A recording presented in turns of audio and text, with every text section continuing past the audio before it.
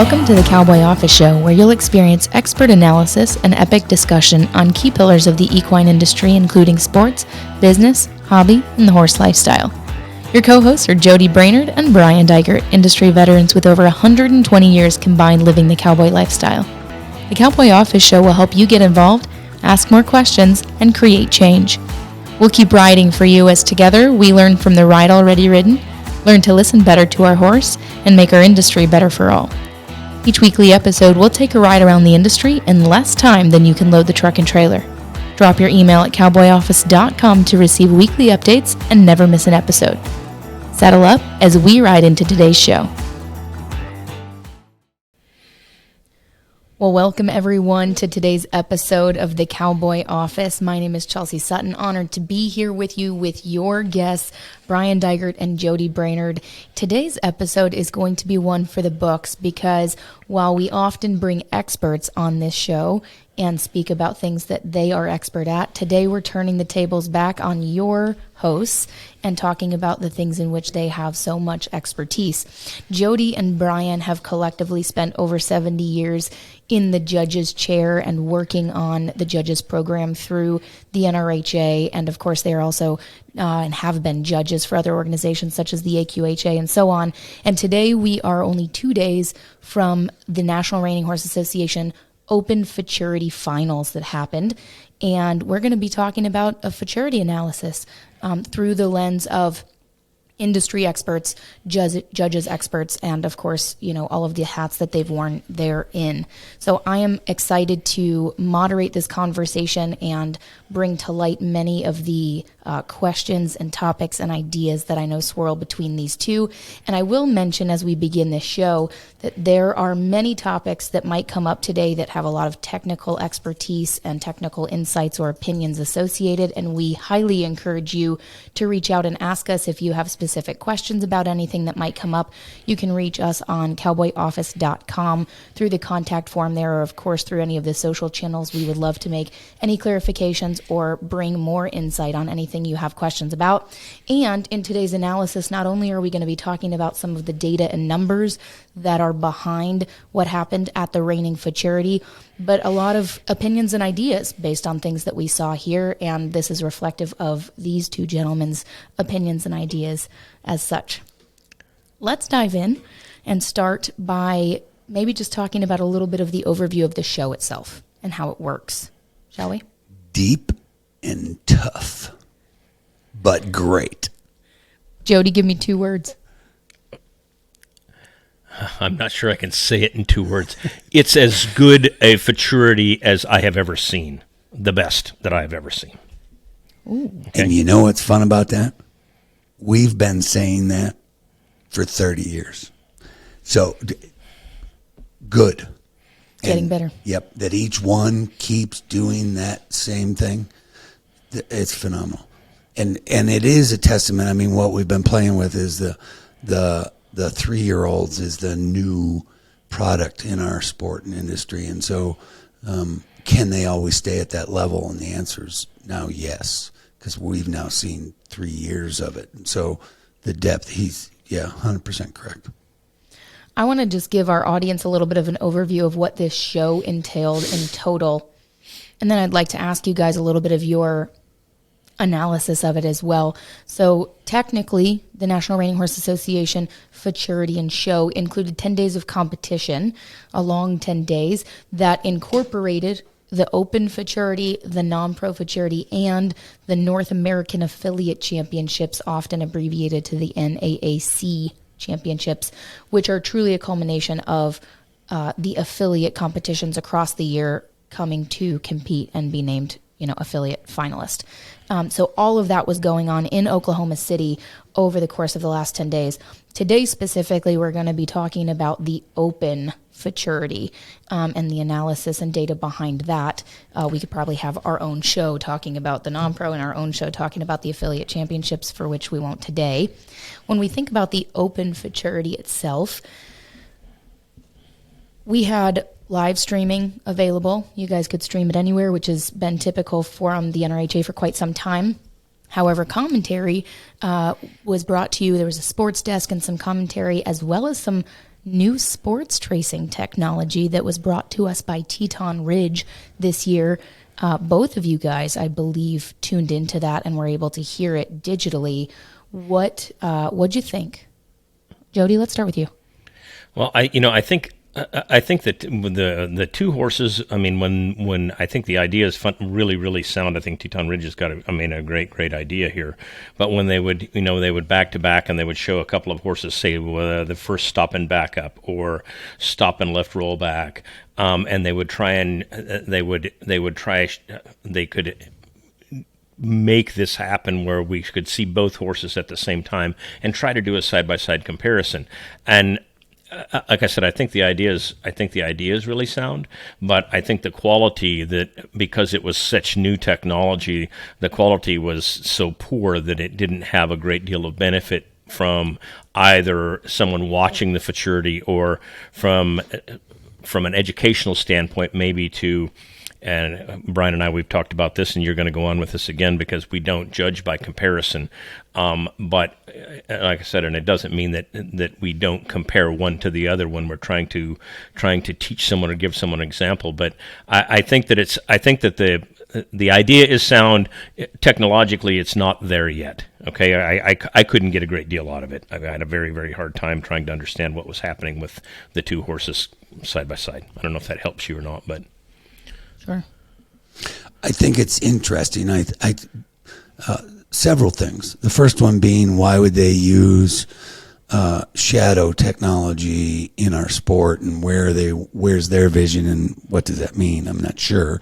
I agree with what Jody said as far as from a spectator, what did it do to me? It actually confused me. I think using technology in advanced formats, I'm all about it, and we're way behind, and so we should have in a lot of forms. Do I think that kind of technology, especially in officiating and teaching officials how to do better work, I think it's got a lot of applicability. How do you use it for audience? I'm not sure yet, and so I'm curious on kind of where they're going, but the simple that they gave us a test of some of that stuff, it's cool. That's good. So how much more can we do? Wonderful. The comparative analysis inside our officiating is a big one because it does exist. We are humans. We do it by natural reflex, and it's a weakness in our officiating anyways. And you'll hear it over and over. When you see two excellent spins back to back, judges will mark one of them a 1.5 and the other one a 1 because the natural reflex of comparative is already in you. And because if you gave the 1.5 on the first one, the second one wasn't quite that dynamic, your automatic senses tell you it wasn't that good, so you give it a 1. I would tell you that's a weak reflex in it, that they both deserved 1.5, and I'm just putting it into context because you have to understand that comparative function and the relative application to it from the officiating component. And it's one of the areas that we've got a lot of work to do. Understood. The crowd was significant this year, and I don't have a number to label it, but I can tell you physically being there, the bottom section of the stands was completely full, and through the stadium it carried up 3/4 of the way, so it was nice to see a physical audience in attendance. And I don't have streaming numbers for you either. However, commentator-wise, we had Steve Ross and Pam Minnick on, which Pam is a National Cowgirl Museum Hall of Fame, and she's got a background in barrels and team roping.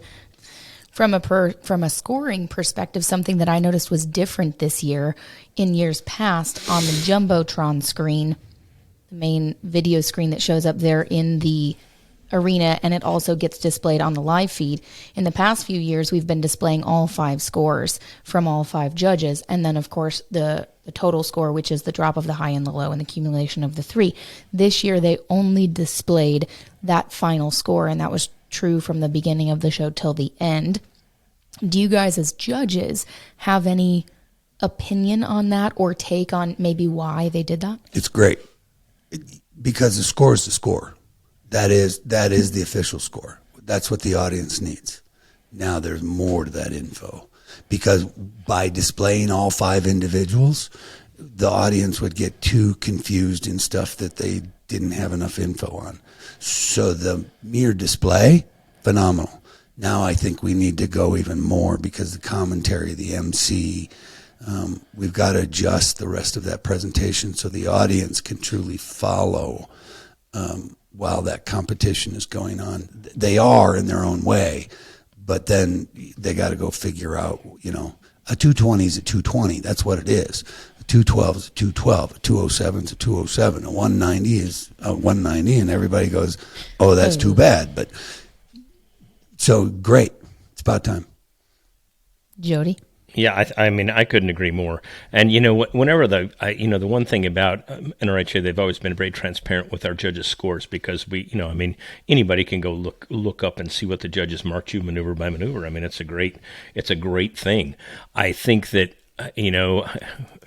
you've shown before, we've competed before, we've judged a lot. I mean, and it doesn't make any difference, but when you see 5 judges' scores up there, no matter if it's the Shawn Flarida fan club or the Andrea Fapani fan club or an owner or whatever, obviously the high guy is going to be right and the low guy is going to be an idiot, right? I mean, that's just the way it works, right? So it's, that's why we throw out the high and the low, but I'm just saying that just the one score, if somebody really wants to know what those 5 judges are, we're not trying to hide from it. They're there, they're available. But right now there's a horse show going on, show the score and go on with it. I agree. That's interesting. Okay. I think it's great. Good move. Pastime. There were no co-champions in the Open, which is an Wonderful. ongoing, always happening conversation. We did have co-champions in the non-pro, which I won't get you guys to dive into tonight. Let me ask you guys this. Let me first ask, let's talk about the actual winners and the scores in those go-rounds. And then I'd like to dive into what you guys thought about this futurity from a technicality perspective. As a judge, as a monitor, what kind of technicality did we see? But let's give the audience an overview of what the competition had first of all. So let me first I'll mention our winners in the level 4, and I'll just read them down. I'm going to read down your top 5. And then I'll ask you guys about the scores that it took to get from go round to open, go round to semis and semis to finals. And then we can go from there. So in your level 4 futurity, first place, Shawn Flarida with Andiamo for Archesi with a score of 230. Second place, Customize My Dream, Casey Deary for Devin Warren with a score of 228 1/2. Third place, Abby Lingle, Bring in the Heat, owned and shown by Abby. Congratulations. With a 226 1/2. Fourth place, Gonna Ride and Slide, Andrea Fapani for Tim Anderson, score of 226. And for fifth place, Mic Drop, Andrea Fapani for Clark Reining Horses with a score of 225.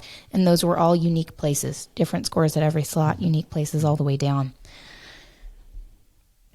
Talk to me about scores going from go-rounds into semis. One is depth, which is merely the amount of volume of high quality. So I'm gonna take you. What we across the entire futurity, the top score was a 77.5. So when you use our officiating scale, and where's average at 70? Where do we see the bulk of reining? Between 71 and 73. That's a good reining. So once you go over 73, you're on the top end of that stuff. We saw scores, 76 to 77.5 was the top end of this from go round to semi. Now, who can do that twice gets to the finals, and now who does that 3 times? You just rattled off 5 horses that did it 3 times, and they got the big prize. So good for them, because that's about consistency. But so that's where the scores are, and that's where they are. What we saw this year, this is my analysis. The judges, the officials, the 5 individuals they put in those chairs, they actually had 10 because they used 2 different batches of 5s, did a great job. A great job. And did they use the scale? Yes. Is there still a little bit of room on the top end? Yes, because the amount of times that we saw excellent, which is plus 1.5, is very small. But The score of excellent or actual excellent maneuvers? excellent maneuvers applied on the scorecards. So that scale that we use per maneuver, it's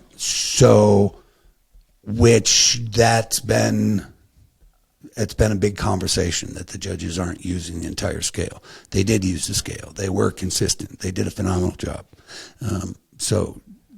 But that's where the competition was. Now you're talking about, horses that are capable of marking 73 to 77 and a half. We're now talking about 80 to 100 horses out of 400, as opposed to in our day, we had 150 horses and 5 of them were there. And you knew that in July. Agreed. Yeah, there's no question about that. And in July, I didn't have one of those, right? I mean, the majority of the time, I didn't have one of those. But I didn't have it in January. So. Yeah, I mean, the officiating here, I think was way good. And anytime, Brian, you and I have had this discussion at length, and Chelsea, you've been around us so long that you've heard it probably until you're tired of hearing it. But, we go back and we say that the judges don't have enough tools in the toolbox to these horses are so much better than they were 25 years ago. The judging system is still the same one that we used 25 years ago. It doesn't mean that they didn't use it like, I agree with you. They judged the hell out of this horse show. And I mean, these horses were exactly where they were supposed to be. I don't know if I saw a great Futurity. I don't know if I've ever seen one that was judged any better than this one. So, but the better and better that the horses get, I think our standard needs to evolve, and it probably has not. So, just Understood. an opinion. I think we'll get into that. I think the standard was actually moving. So the data says that. Elaborate on that if you would. Well, we don't judge by comparative. We've already briefly touched on that, but even though it exists, and so we judge the maneuver evaluation on how good or poor something is based on the industry standard. What we've known is that standard is moving over time because the competitor is actually setting that standard year after year. We're seeing that standard go up. And we also saw that standard move across 10 days. So that's true, and we'll get into the analysis of that, because where people get uptight, your question on the score's the score, that's true. How did we get there? 5 individual experts put scores together that we drop the high and the low. That's another conversation. Should we be dropping the high and the low versus using all 5? We're going to get into that one too. But we use that culmination of the 5 experts to get to a final score, and it's how they make the decisions at the maneuver level. So we had the first go was 8 maneuvers, semifinals was 7 maneuvers. Those 2 sets of patterns will score slightly different. A 7 maneuver pattern will score generally lower than an 8 maneuver pattern.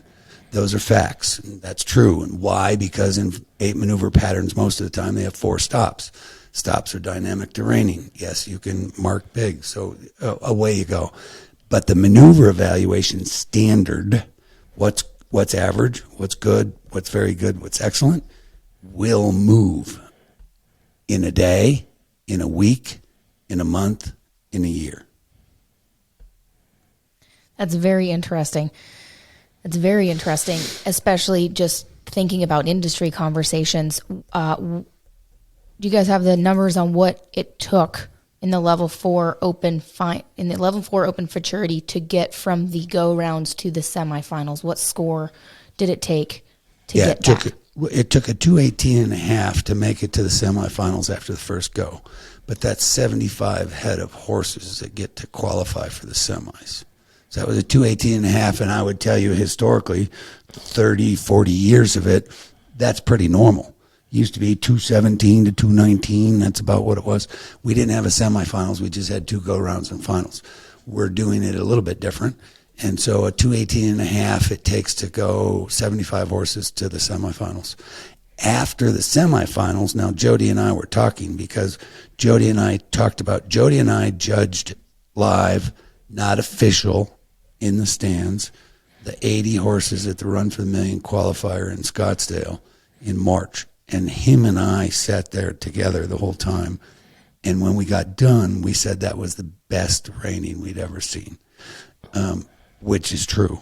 I think we just saw its equal in a 75-horse semifinals 3-year-old Futurity. It was excellent.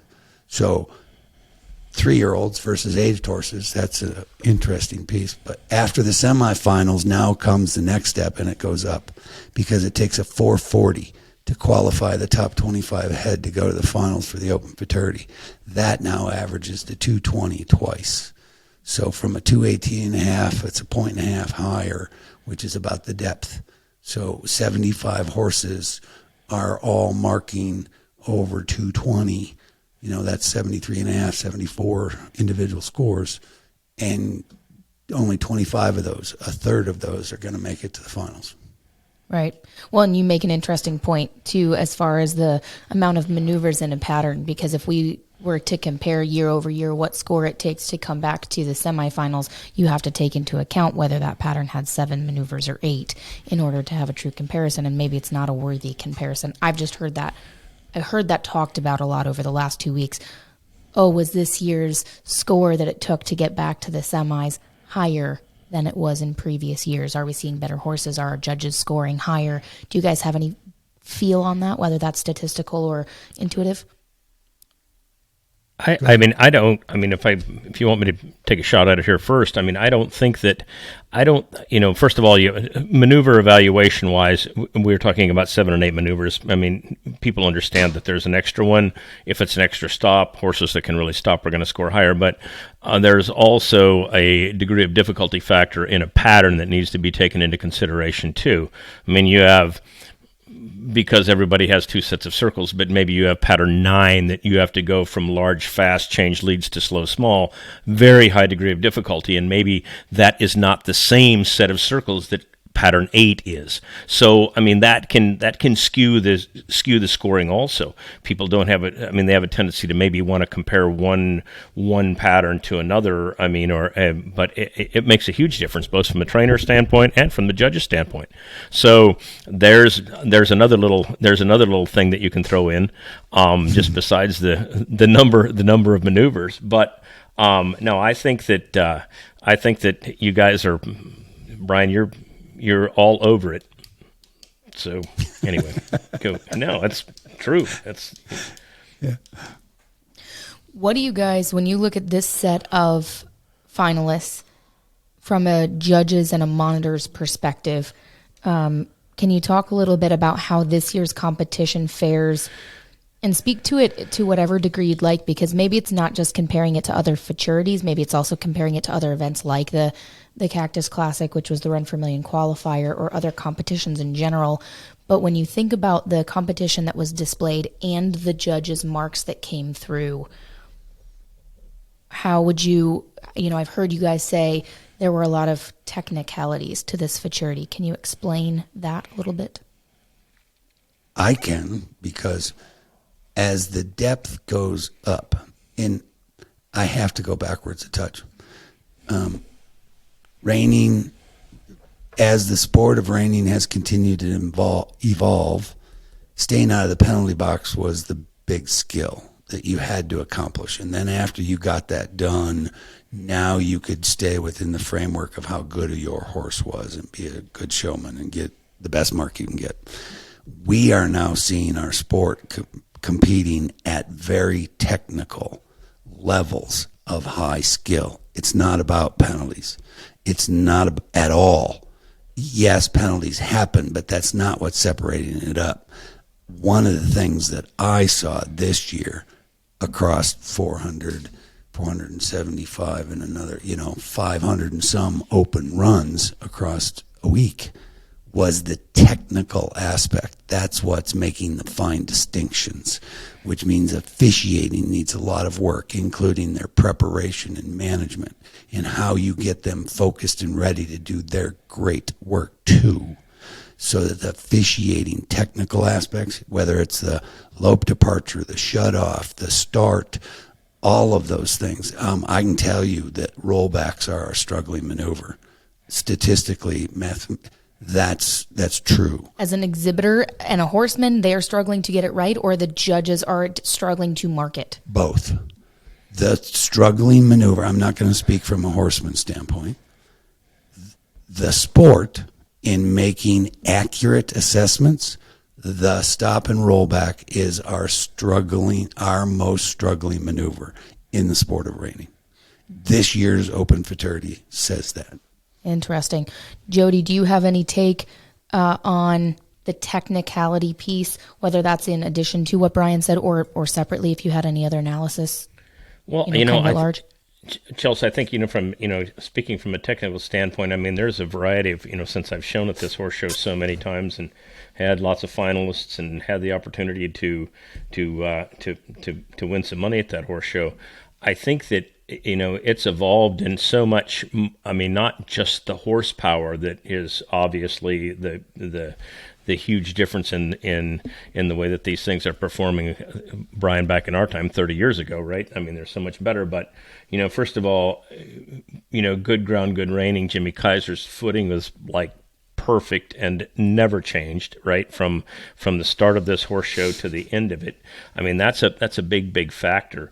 I think that, we've talked about it in the past that, Brian, good horses are really easy to judge. I mean, they're much easier to judge. I mean, you can go, wow, plus half, plus one, plus half. It's like the horses that are difficult to judge are the ones that we struggle to between 0 and minus half and try to figure out where they're supposed to be.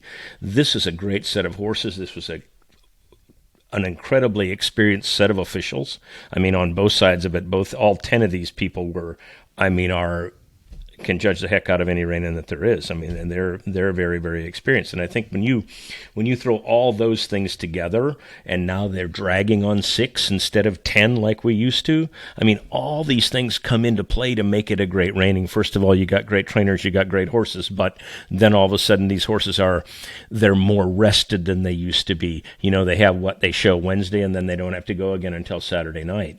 And, the downtime there never used to be that much. So it's everything takes it. We take it into consideration when you're talking about a great horse show, and I don't know if that's from a technical standpoint or a judging standpoint, but all those things come into play. Absolutely, they do. Can you guys speak a little? I know there's been some data analysis and graphs around some of this, but I don't want to make assumptions for what those mean until you guys as experts tell me such. Can you talk about this futurity from the standpoint of spread scores, and what that means, how they showed up? I'm going to speak on 2, and then let's pull up the piece on the decisions, because what we're asking of the officiating, it puts it into perspective on the magnitude. There are 2 things. The industry standard is the normal reflex in the sport of reining is looking at the multiple scores. And when multiple scores aren't the same, we all have this reaction to it. I've been a very strong proponent on they're not supposed to be the same. So one, get used to that, and then go find out the rest of the story. So the spread on the score, the difference between a 74 and a 75 or 74 and a 76, you're talking about how good something is.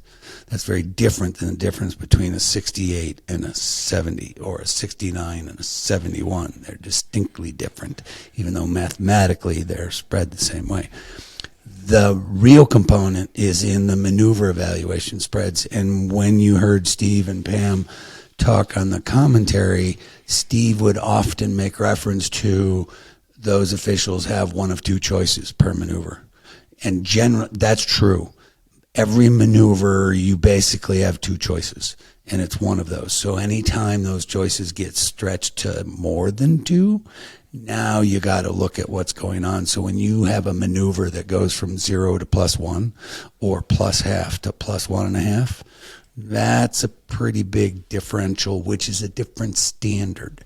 And so we've got a lot of data on that. Let's show the graph that highlights how many maneuver evaluation decisions were made, because I think this is a fascinating starting point. When I was in college, I did a study on the research that was out around decision making, and that it was a finite resource, and that's a fact. It has been studied. That is proven to be true, and that's true in humans. That's true also in animals. As we make more and more decisions, our ability to then make clear and finite decisions becomes more difficult, and so we actually stop doing it. I think understanding, and you guys can speak to this as monitors as well as judges yourselves, this has to be something that we take into account when we think about how many decisions are being made by a judge across a day, across a show, and then how that impacts the entire show at large. When you guys look at how many decisions are being made, especially at a technical level, do you want to talk a little bit about the data behind this? Yes. Well, this graph shows the decisions that have to be made at maneuver levels, just on maneuvers, which is how good or how average or how poor a maneuver is, which is maneuver quality. This is the Open Futurity only. The blue is the total amount of decisions that have to be made. So you got 5 judges. So for the first go round, because you had 406 entries in it, it's 16,240 individual maneuver evaluation decisions. So that does not take into account penalties. No. That is only maneuver evaluations. That's the decision on how good something is, period, to get through the go round. That's what the blue graph, that means that many decisions has to be made. The red graph is the per individual judge. So you got 5 of those. So each individual judge is the red graph, and then the yellow is representing the 3 scores put together to give you a final score. So that final score is a culmination of that, and that's how we get there. And so what this graph shows you is that demand on the officiating from first go, semifinals, and finals. And so the proportionate is exactly the same. The volume starts to come down because we're filtering it to the finals. But I would tell you the demand that we're asking out of the officials is actually extraordinary. And so are we doing the best we can to have the officiating at the same level of the depth of competition? That's the big question. Sure. That's a real question. We've got a few other graphs, and I think these speak to the competition, what was shown to us, and how the judges dealt with it. And I would love for both of you guys, again, as judges and monitors especially, to speak to your understanding of this, because I think it's so imperative for the education of our industry as spectators and as exhibitors as well. Can we look at maneuver evaluation spreads? And I would love for you guys to continue to provide some understanding there. Let me take you, before you move on, let me just talk about the finals, because after a week, you have, one judge, 1 of 5, has to make 768 decisions through the finals. That's a lot. That's a lot. There is no advanced sport doing that at that level. So that's the point to that graph, that one judge has to make 768. 3 judges, when you put them together, has to make 2,304. That's what it takes to set the 5 horses that you named off that win it, the top 5. So that's a big deal. And that's just maneuver evaluations, or that's all decisions? No, that's just maneuver evaluations. That is not identifying rule infractions, which is penalty applications. No. Right, which is something I know that in other conversations and on other shows, you guys have talked about the idea of, number one, should penalties be absolute? They either do or don't exist. But then talking about the fact that judges are currently, in our current format, judges are making both the decision about a penalty and the decision about a maneuver. And what I'm hearing you guys say is that when you've got a finals like what we did, where there is that depth of level of technicality, the difficulty of decision becomes harder, because those are fine distinctions, differentiating between what's good and very good, or differentiating between what's very good and excellent, right? Correct. No, that's correct. And in all advanced sports, they actually start to separate officiating expertise for those levels of responsibility. We're putting it all in one, expecting them to do it all, and then we're expecting them to do it all at a very high level for a very long time. It's not just an hour or two. It's all day. It is. Saturday, those judges started at 7 in the morning. We happen to watch the finals that started at 5 at night. Those those judges already put in 10 hours. Right. Right. Do you have a preference on which graph we go to next? Let's go to the graph. Well, do the score spread, because that's the one where the industry gets this, which is the bulk of the sport of reining is now judged under multiple judge scenarios.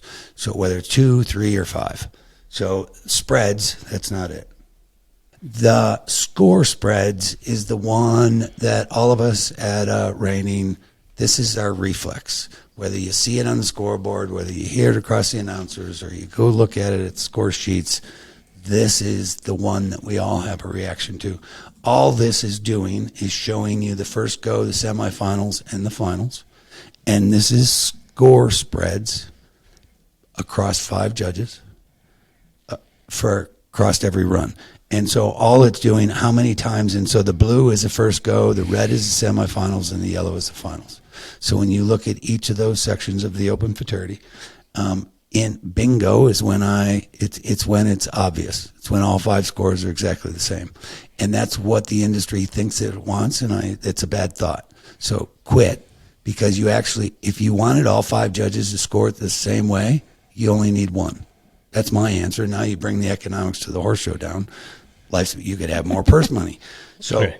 And the point to this is, this proves it, because out of 406 horses in the first go round, all 5 judges do not mark any run the exact same.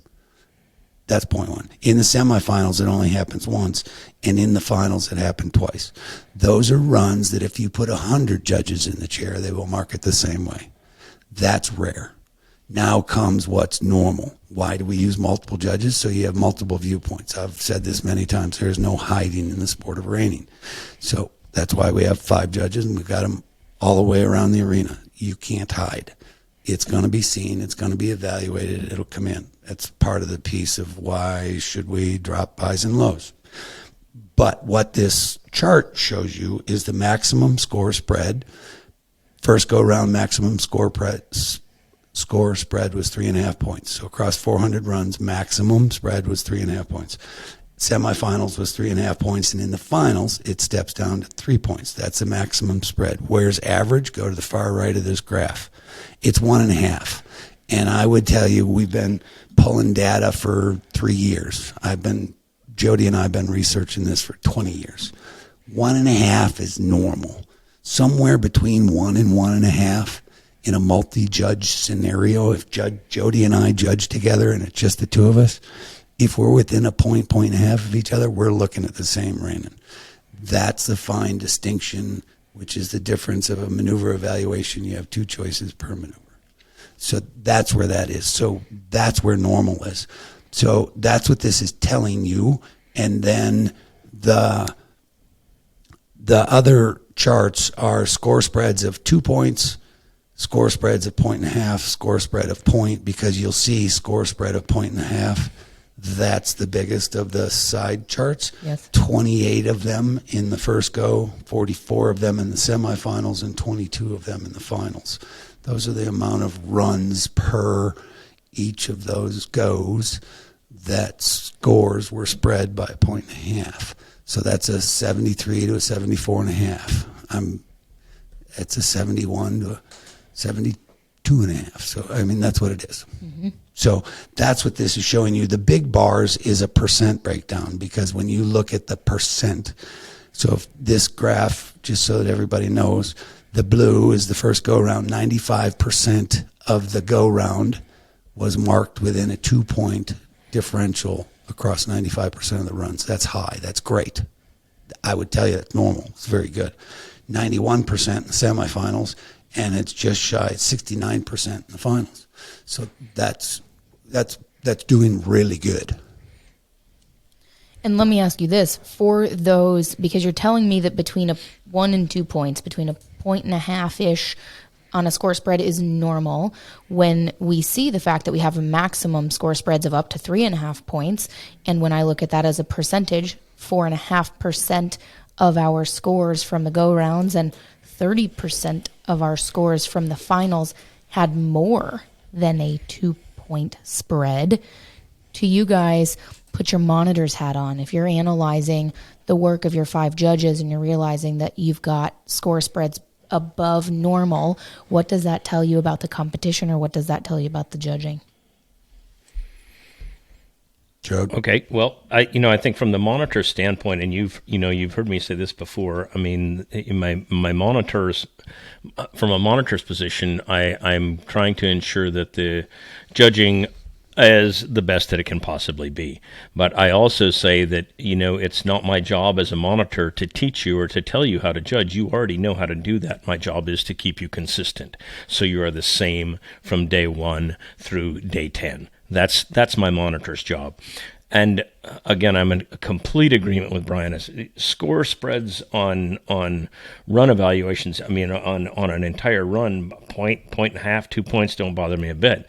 If there is some particular reason that someone is way out in left field on a flyer, or maybe way low on a horse, those are kicked out anyway. Their high and lows are gone. So we don't have to deal with that so much. I think probably what I would use as an educational tool, if I were monitoring an event and there were some big spreads, I would go probably drop more into the maneuver evaluation, and I would look there than I would the whole overall run. And I would just say that Brian and I, you've had this discussion with me many, many times, and if you looked at the difference between Shawn and Casey's run, the 228.5 to a 230, that's a half point on a maneuver by 3 judges, right? I mean, that's like nothing. It's great judging.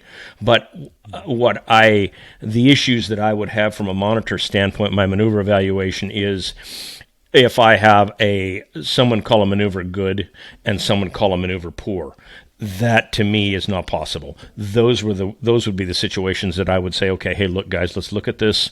We're going to learn from it, and we'll go there. I mean, because that happens sometimes too. Some guy will say, well, look, this is a poor maneuver, and some guy will say, no, it's a good one. Well, can't happen. So anyway, I don't know. I'm going to repeat that for all of the students who are sitting in the back of the room and came in a little late. Maneuver scores that have a significant spread is what we should be paying attention to, not total scores that have a differential. That is correct. Right? And we have a lot of those examples. It's a great piece. It shows a weakness in our system, why officiating is not doing as good a job as it should be doing for the level of competition.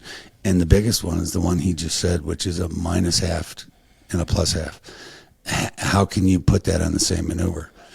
That's what we're saying, is it's bad and good at the same time. So that's what we're saying. And no, it's not. It's one or the other, or somewhere in between.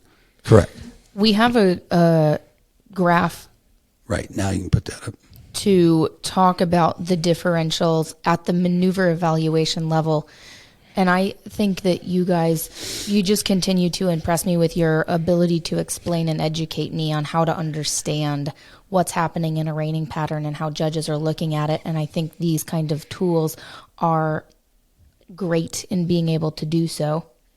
This graph shows the number of times that a maneuver score was a 1 point or more differential. So anytime you have 5 judges applying a maneuver score per maneuver across the pattern. So the blue bar is showing you total. This is only doing analysis on the semifinals and the finals. So in the semifinals, you had 177 horses run between the 2 sections. And then in the finals, you had 96 run between all 4 levels, 2 sections, 4 levels. Of those runs, the red bar, 23 runs, had maneuver spreads of more of a point or more. 23 runs. 13 runs had it at the rollback and or stop. So one of the stop maneuvers was 13. This is the semifinals. And 8 runs was in the circles, and 4 runs had it in the spins. So that you had a 1 point or more differential of maneuver scores. Now the same things, the same numbers, not the same numbers, but that's what the final says. Out of 96 horses, you had 34 horses. You had 34 runs that had maneuver differential of a point or more. That's actually higher. In percentage, it's higher. That means they split more. They differed more. You had 21 runs where it was in the rollback or the stops. And remember when I told you that our rollbacks were our struggling maneuver? This is proving it. 10 runs were in the circles. We've had this conversation about getting quality circles for a long time. That's fun when you analyze this. And then you had 4 runs that it was in the spins, which is exactly the same as semifinals, which means the spins are we're doing a great job in the spins. So that's what that says. Jody, as a horseman, maybe you could speak to this as well. Recognizing that your semifinals had 2x the amount of horses to your finals, but yet your finals had more runs with a 1 point or more differential on the maneuvers. As a horseman, if you're analyzing your scores and you're realizing that you are seeing that difference from judge to judge, what does that tell you? How can our exhibitors understand that information? What do they do with that information? Well, that's a question that's plagued everyone. Brian, you and I both chaired the committee, and we've always tried to, when we first got a judge's card, when the system first came online, we were always taught, and we would teach that there are two. We would like to think there are two pigeonholes for a maneuver. It's either going to be a 0, it could be correct, high end of correct, it could be good. It could be good, it could be very good, it could be very good, it could be excellent. But we don't like to see someone say, well, that's a correct maneuver, and someone say, no, it's excellent, because that is not as bad as someone calling a maneuver poor and someone calling it good. But again, there you have it. Now, from a horseman's standpoint, myself, and from a judge's standpoint, and I think that your dad would agree with me here, I'm to a certain extent, from a rider, a trainer, a teacher standpoint, I'm allowed to like something better than others. So in other words, maybe this horse turns with +1 very good speed and cadence, but he moves location half a body width or maybe a foot. I mean, maybe not very much. And to me, I say, okay, I'm still going to call that good instead of very good. Your dad might say, you know what, this thing's supposed to stay in one spot. He's not supposed to move at all, and he'll go 0. So, I mean, we are entitled to that. We're judges. We get to make that decision. I can like a horse, that does something, uses his back a little bit more than another one, or keeps his top line level when he changes leads. I can take that into consideration. That's why we don't have to be exactly the same.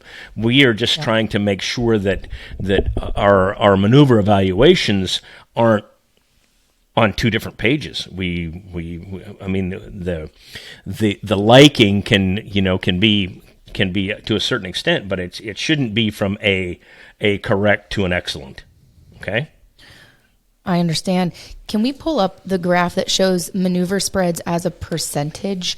And then I'll pose this question to you guys.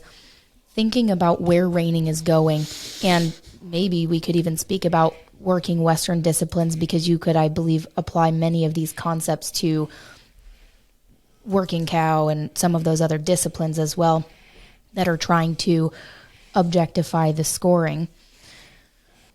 So I'll read some of the numbers, or Brian, if you want to.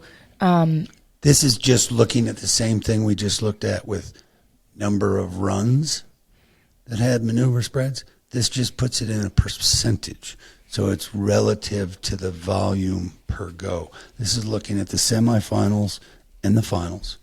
And what this does is look at, so first is your percent of the go. So the blue column is the semifinals. You had 13% of the semifinalists, 177 runs, that had maneuver spreads of a point or more. You had 35% in the finals. So let's use that specific number and talk us through this, educate us a bit, if you would. Thinking about the future of reining for our judging, for our exhibitors, for spectators, First of all, what does that 35% say when you're talking about, a 35 horse? Is that over the full finals, all 4 levels? Yes. Okay. So across all 4 levels, 96 goes. runs. So across 96 goes, 35% of those goes had a maneuver score spread of 1 point or more. What does that say about the current status of those goes? What did we see in there that would give opportunity for the judges to do so? And for the future of the sport, for spectator and judge exhibitor alike, what should we be thinking about? I would say this, and then Jody can jump in. 1 is the technical aspect. 2 is the depth of the competition. And then 3 is the standard per official. And that's when I said you'll see a standard move. Well, the official, I say this, the official standard shouldn't move. That's where consistency comes into play. You can change it next week, but not during this series of competitions. And so one of the biggest chores from officials is to not. That's Jody talks a lot about consistency and keeping them consistent, which is about where's that standard. And I would tell you every time you judge, the first 5 horses is setting your standard, period, every time. It's the way it is. And so, and now where does that, what happens? You do have comparative reflexes in there. So that's what it's saying when you look at that. The depth of competition, and there's a lot going on, and it's technically that much more demanding, is what we're seeing. And so the finals, you had the level 4 open finals, you had 35 horses that were all capable. This was not a year of they all fell apart and whoever didn't fall apart won. No. This was who's the best this year. Well, you had, 4 or 5 of them that were phenomenal. You had 35 of them that were great. So that's the technical demand. When you say standard across judges, so I'm not talking about consistency of any one judge going through the finals. You're talking about the fact that if you and Jody are judging together, Jody's mark of +half might be a different mark of your good. That's what you mean, right? Yes, there's 2 of those. 1 is the one that the association gives us, and 2 is ours. And what Jody and I are compelled to do is not change it. And I would tell you that having your 5 Open Futurity finalists judging non-Futurity horses on the day of the finals is probably not a good thing to do. Why? Their standard it may move. It just is. You go judge, I'm not picking on them, go judge a rookie class. Doesn't matter how many. And then immediately turn around and judge an open class. Hard. Yes, and you have to shift. Go ahead. Jody, I'll pose the same question to you. And I think that no, I mean that's incredibly difficult to do, and we've had to do that, and that's not a simple thing to judge a starter level class and then go jump up to a open or professional level class. It's very, very difficult to do. I would say that I had the opportunity one time I chaired the committee and I was monitoring.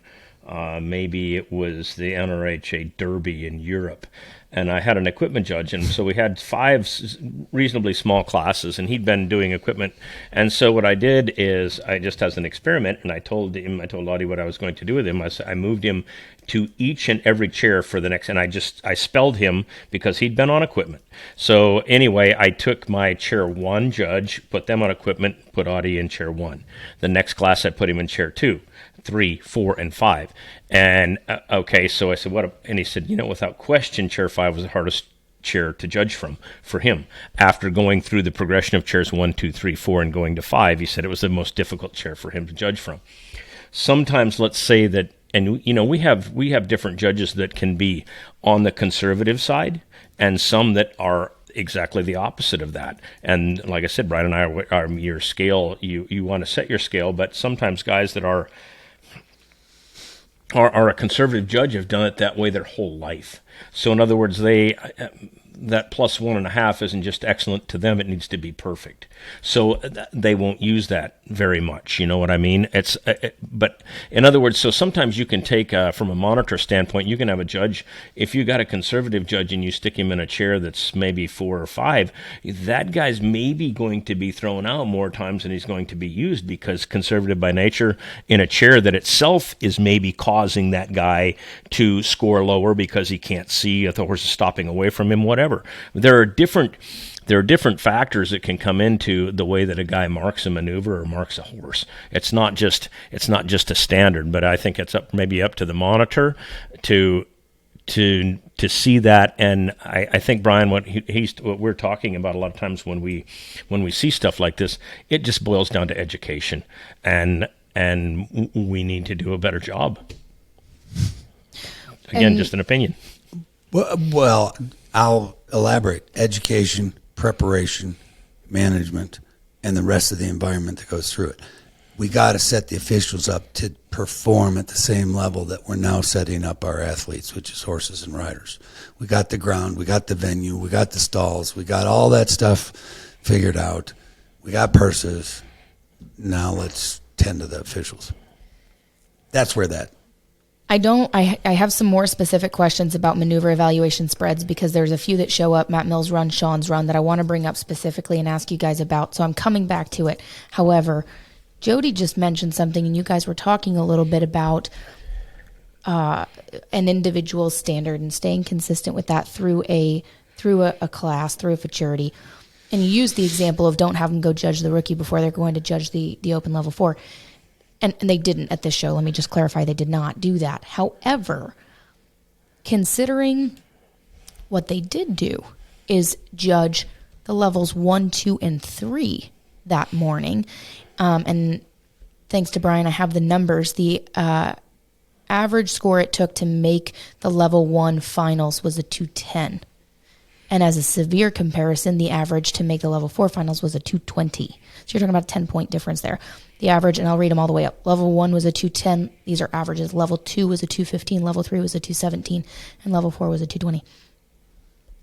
Do we think we're at a sport in our industry where having those judges start at 8 a.m. or 10 a.m. that morning, whatever time they started, and judging 50-some 210 to 215 horses before they have to judge 35 of the best and hand out $1 million, are we Yes. asking for a challenge? Yes. The answer is yes. And are you asking for more mistakes or more human error or whatever you want to call that? Yes. Can we set that stage so that all of them can do their best for the best? Yes, we can. And we should.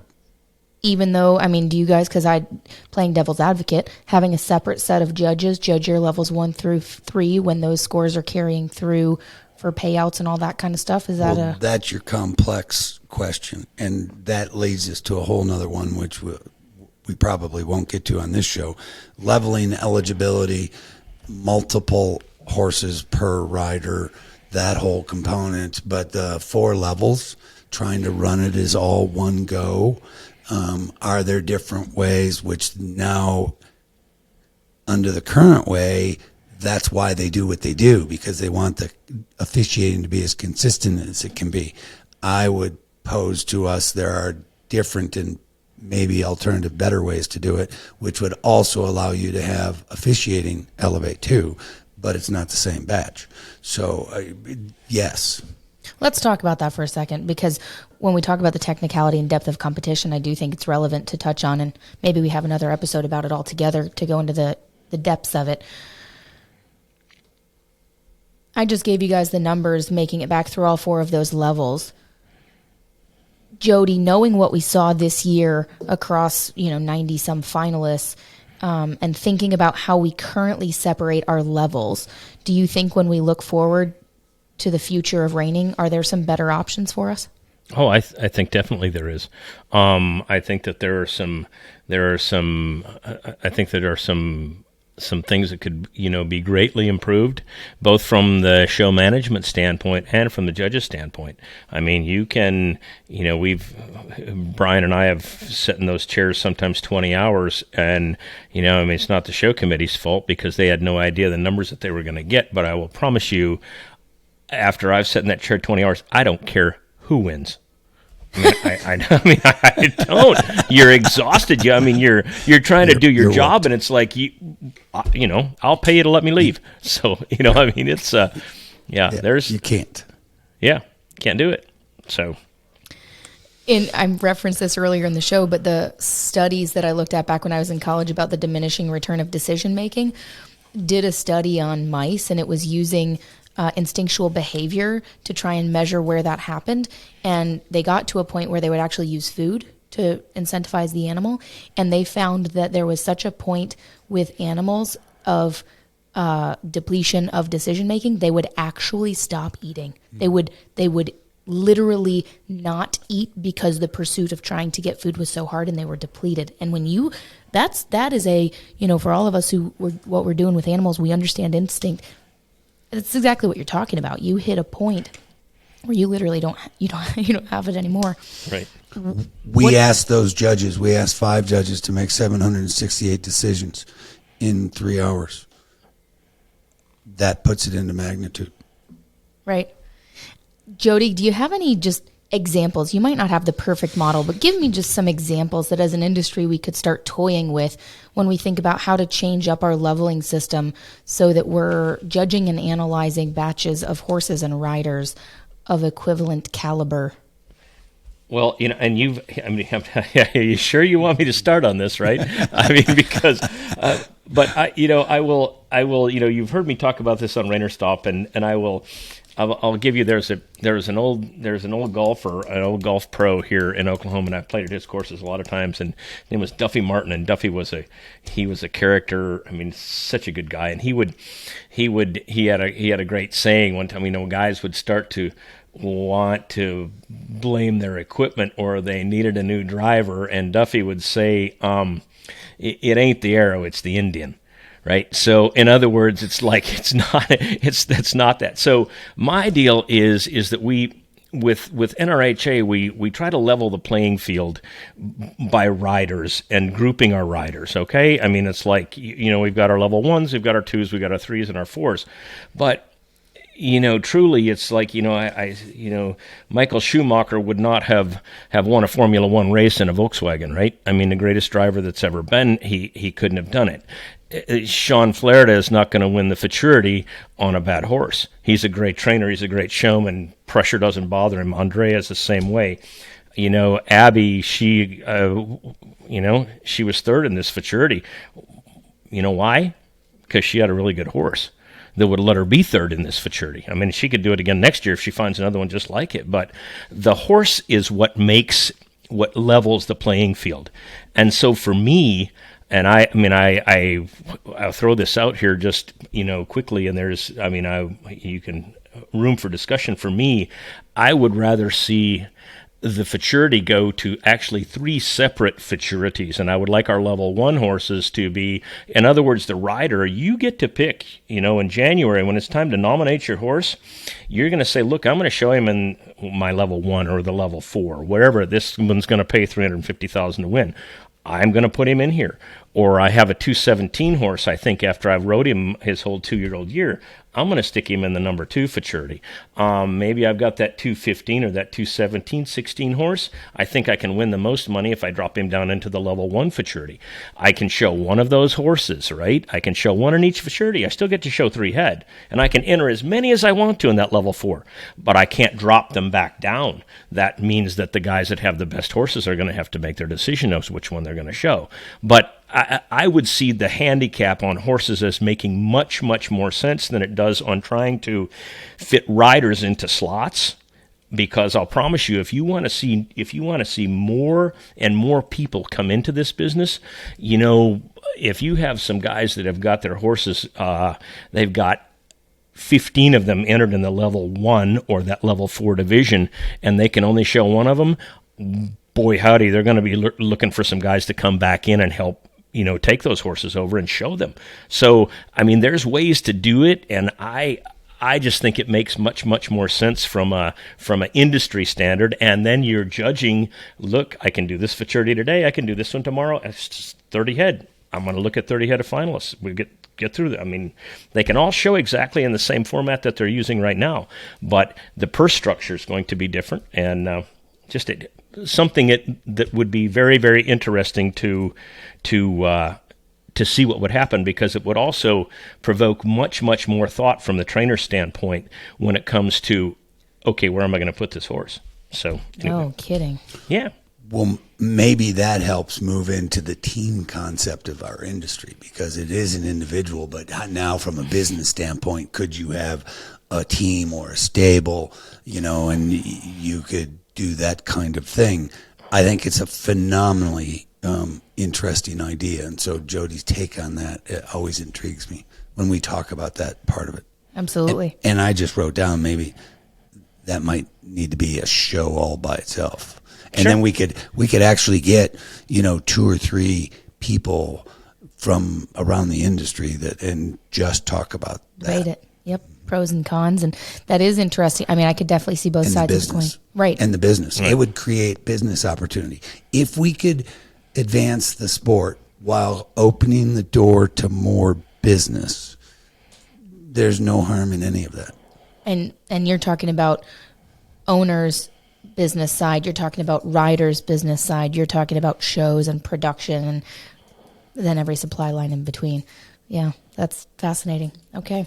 Well, it's your show, so you guys can have another episode if you want. We can do whatever we want, right? Yeah, sure. That's right. And to the audience, I would say that if you guys are interested in hearing more about that, drop us a line, drop us an email, reach out to us on social media, and I'll push the boys to do it. Mm-hmm.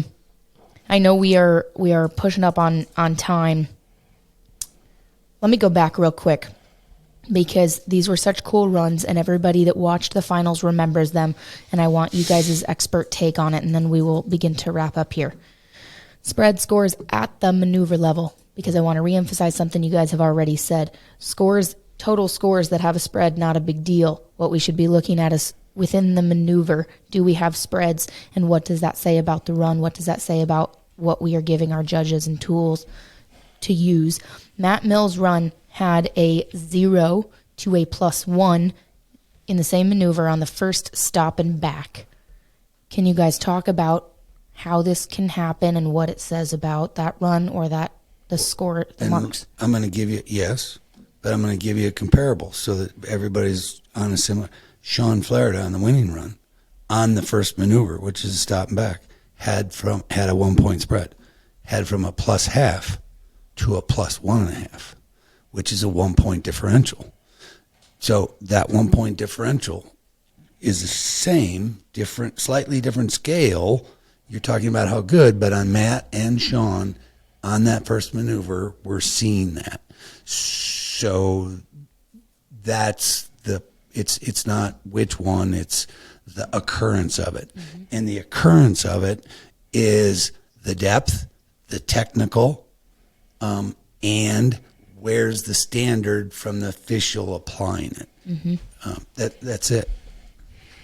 So you can go wherever you want, but the differential between a good and an excellent maneuver is pretty similar to the difference of a correct and a very good maneuver.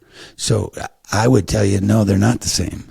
So where is it? And so Jody always says it's somewhere in the middle. That means it's on, which means it's a good to very good. Yep. So, and the other one's got to be on the very good to excellent. Right. Well, and Jody, maybe elaborate on the concept of tools in the toolkit, because we teased something out earlier in the week about the concept of dropping highs and lows. And I used that as merely a tool to get our friends and audience to begin to think about the tools in the toolkit that we have to offer. But we can use these runs as an example, because when in our current industry, we drop the lowest score, we drop the highest score in a 5-judge system and add the 3 in the middle. Well, if you take either one of these runs, and let's just assume that whoever was scoring the highest the plus 1.5 on Shawn's, let's just assume that score came out to be the highest at the end. You're dropping that score, which means that the concept of that stop and back probably being in the middle, that high score gets tossed out, right? It doesn't get used. Can you talk a little bit, Jody, about the current tools in the toolkit and where our competition is demanding more from us? I can, and I will, and Brian and I have, we've experimented with some of this and found some things that we think that work. But I think from the tool standpoint, or from the educational standpoint, from our officials, I think that and it's not. And I can give you some really good examples of why I would love to see all 5 scores used. I can give you some examples of why probably that wouldn't be a good idea on an average weekend reining. Because Brian, I'm sure that you've been involved. You've seen some 3-judge systems where one guy's been 2.5 points high and single-handedly decided who won the reining. So that's not, that's not, and it happens that way. So, and it's not that's not necessarily a good thing either. I think where our people need more tools in the toolbox are when you get those examples of say Matt Mills, when he comes in and maybe his backup isn't as good as the stop you think is a Bonhoff. I'm not recalling the maneuver itself, so I can't. Nobody's good, right or wrong here. But let's say he runs in, busts it for a +1 or +1.5 stop, and then he comes back and his backup is correct, or maybe he takes a misstep or two, puts his head on his chest, something that maybe a judge doesn't like.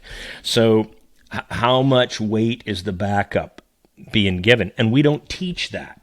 Right now, we don't teach that, okay? We can say, okay, well, I don't like the back, but we don't tell that judge what we're supposed to do with that in that situation. Let's just say, use it as an example. Maybe that backup should be a whole separate maneuver itself, so that it makes that guy, he can go +1 on the stop, -0.5 on the backup, and we have a good overall maneuver. I'm just saying those are some things that we need to get in depth into, and some of those maneuver evaluations where Brian talked about the one very good spin and we're judging by comparison. There's an excellent and we go very good, we go +1.5, but we don't go +1.5 on both. We don't call them both excellent because, is it fair? This other one wasn't quite as good. So our judging standard needs to be able to address that. When we're giving away $350,000, $400,000, $1 million, we need to be able to figure this out because we ain't got it right now. That's the technical. Everything he's talking about is the technical pressure that we're now under. It's not just a one-off. We're there. So as an industry, we've got to get to work. And demanding it from your judges not a few times in a set of finals, every single maneuver in 35 runs. Yeah, but we've now seen it. Jody and I have been hovering here for a couple of years since we got more time these days. Well, the point is we're seeing this time and time and time. The aged events are there. We're there. Life after the futurity is there as an industry. Now these horses can go do some stuff for a long time. And it starts in February and it goes till December. So it's there. Mm-hmm. We got to go. Mm-hmm. I appreciate the insights. Let me pose this question to you guys as we wrap up this show. What's next for our industry? When we think about purses, event productions, new people coming to the industry as exhibitors, riders, trainers, spectators, suppliers, etc. When you look at the 3-year-olds we just saw, what picture does that paint, and where would you guys as experts kind of challenge our industry to start thinking about and asking some questions so that we can pave the way for more? I wish I was 20. Years old? Yes.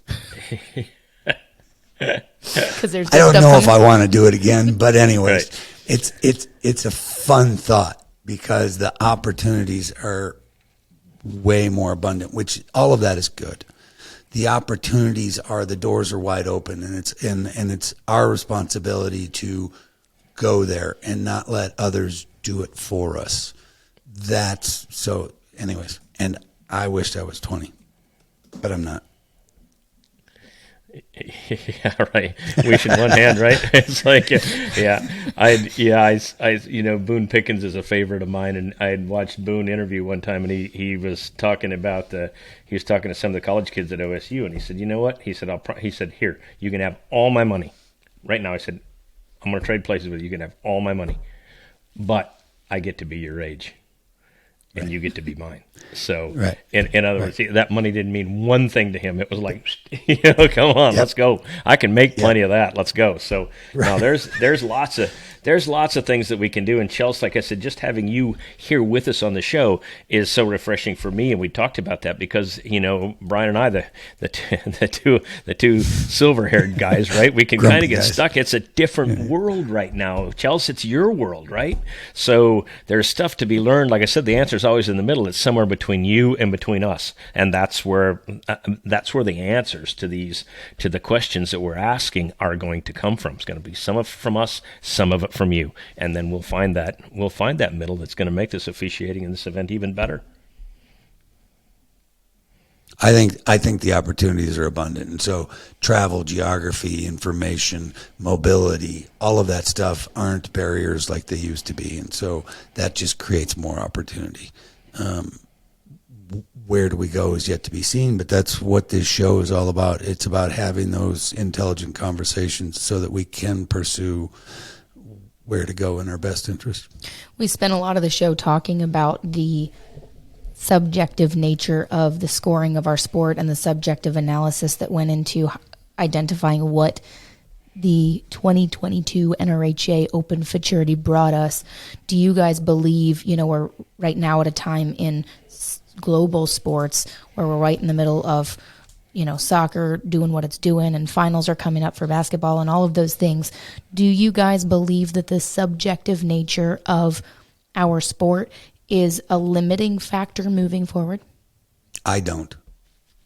And I'll elaborate in a minute. Jody? Go. No, I mean, I don't feel like that's the case at all. So, yeah, go ahead with your train of thought. I think horse sports, and I say that in a generic plural sense because this is not discipline or breed specific. Horse sports has a very special place in the sports component of providing a product to a spectator. And we need to start to take advantage of that. One of the biggest is men and women competing on an equal and fair playing field. The horse neutralizes that. The horse does not care.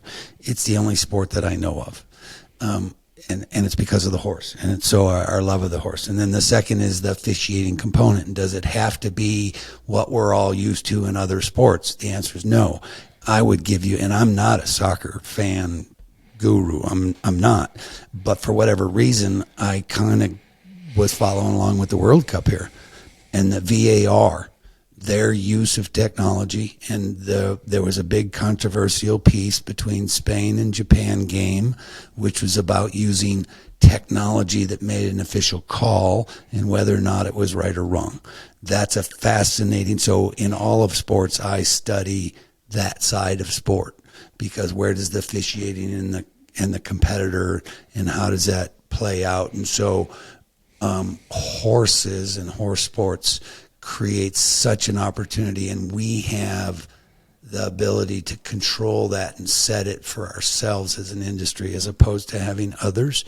And I think that that's a luxury that most others haven't had. So why don't we take advantage of it? Beautifully said. Yes. Period. Hard stop. Yep. End the podcast. Yeah. Yep. Just saying.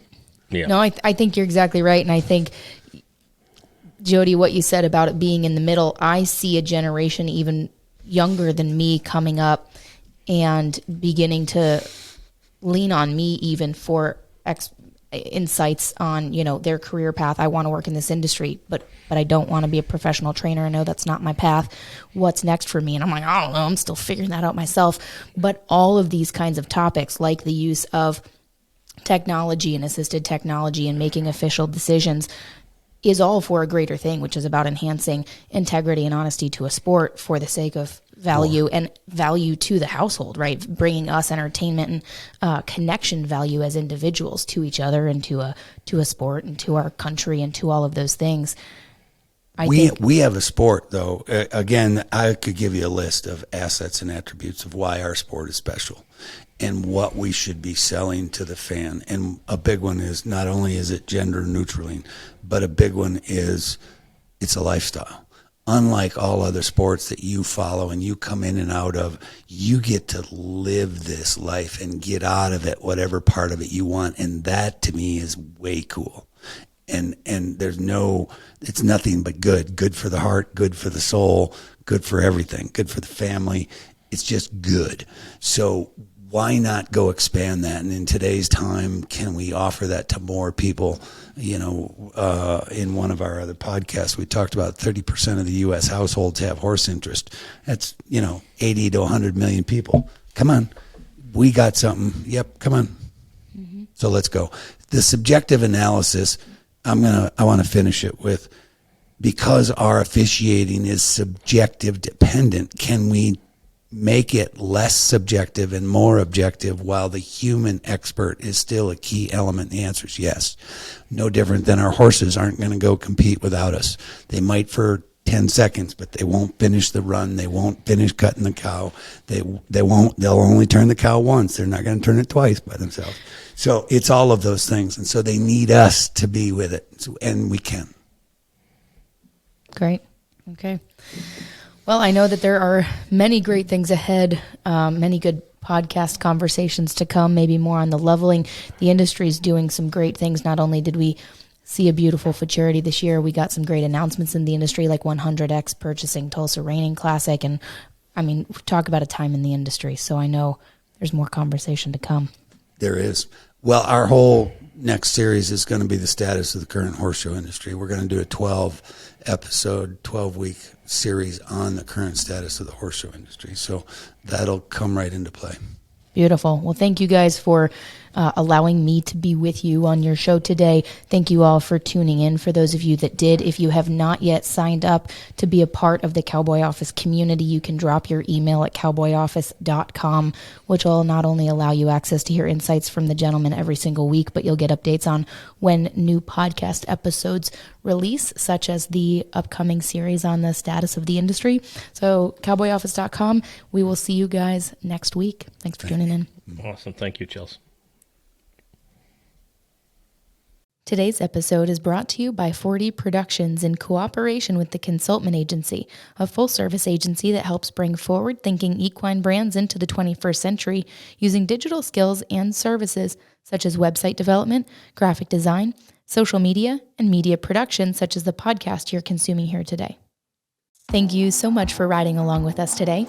Sign up at cowboyoffice.com to be the first to know about topics affecting the industry we love so much. You can reach out to us with topics you care about by finding us on TikTok, Instagram, LinkedIn, Facebook, YouTube, and all podcast platforms. And remember, share this episode with someone that may enjoy it, because the more we can share our horses with others, the better our world will be.